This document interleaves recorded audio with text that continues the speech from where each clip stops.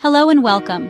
Today we're diving into a topic that has sparked curiosity, concern, and a great deal of whispered misinformation for generations.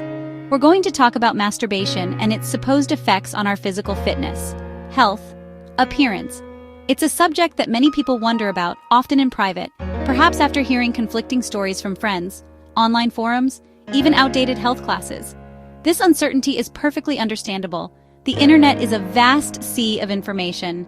It can be incredibly difficult to distinguish solid scientific fact from persistent, unfounded myths that seem to have a life of their own. People are genuinely invested in their health and want to do what's best for their bodies. If you dedicate time and energy to working out at the gym, it's natural to question how other aspects of your life might support or hinder progress.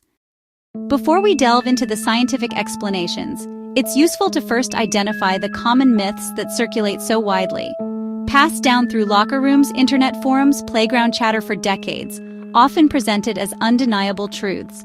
One of the most prevalent myths, especially within fitness circles, is that masturbation will stop or significantly hinder muscle growth.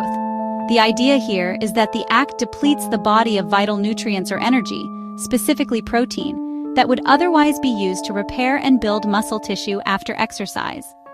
This myth suggests that your efforts in the gym could be completely undone by your private activities at home. Another major category of myths revolves around hormones, particularly testosterone.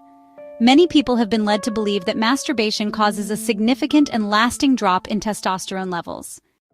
Let's address the big one first, the belief that masturbation kills your muscle gains. This myth usually stems from the idea that semen contains lots of protein, and that losing it means losing building blocks for muscle repair. But the actual composition of semen tells a different story. An average ejaculate is only 2 to 5 milliliters. Inside that, total protein is about 200 to 500 milligrams. That's less than 1 gram. Here's the comparison. Egg, a glass of milk, and the average ejaculation. Now put this into perspective.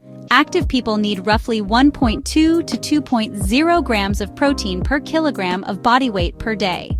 For an 80-kilogram person, that's about 96 to 160 grams daily. A scoop of whey is roughly 20 to 25 grams of protein. A single chicken breast can contain over 40 grams.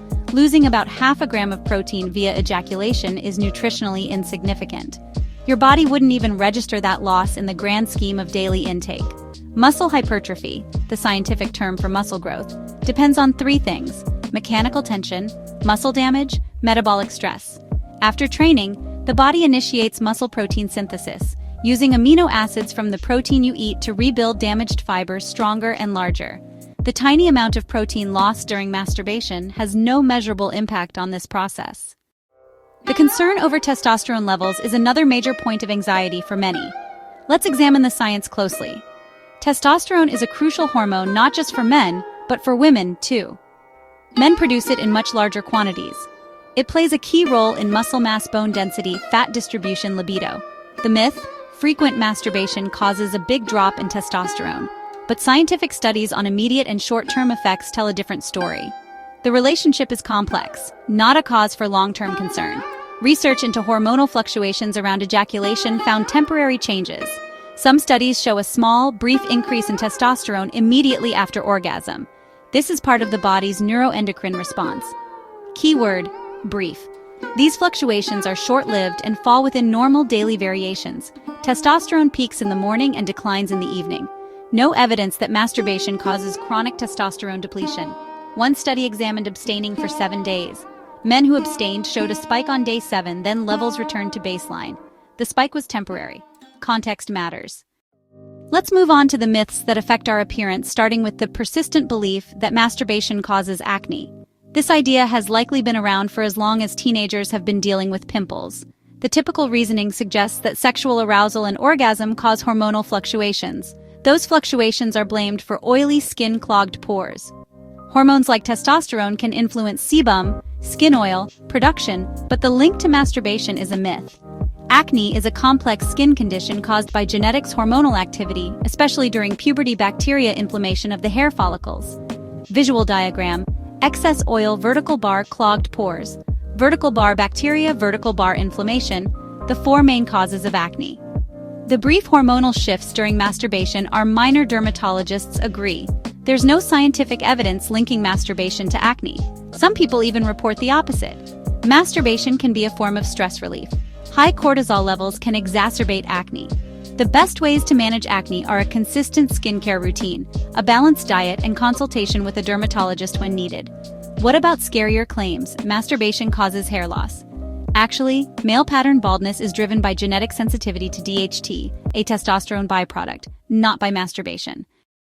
The final area we'll explore is the impact of masturbation on physical recovery and energy levels, a key concern for athletes and fitness enthusiasts. The central myth is that the act is physically exhaustive, depleting vital energy stores, slowing down the body's ability to repair itself after strenuous exercise.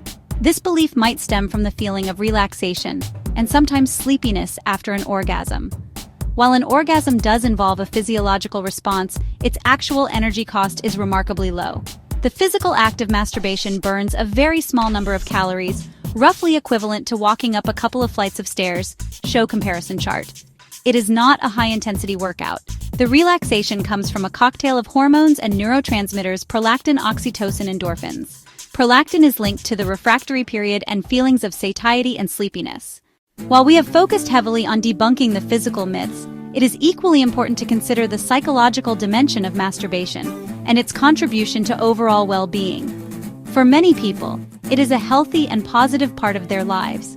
It serves as a natural and safe way to explore one's own body, understand sexual responses, and experience pleasure. This process of self-discovery can lead to greater body confidence and a more positive body image. When we remove the layers of shame and guilt that have been historically associated with the act, we can see it for what it is: a normal human behavior. One of the most significant benefits of masturbation is its role as a powerful stress reliever. The world we live in is often fast-paced and demanding, leading to chronic stress for many.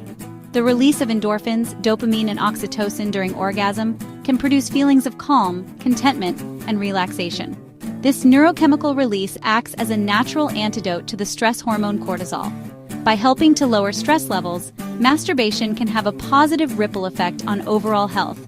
The hormonal cocktail released after orgasm, particularly prolactin and oxytocin, promotes feelings of drowsiness and makes it easier for some people to fall asleep.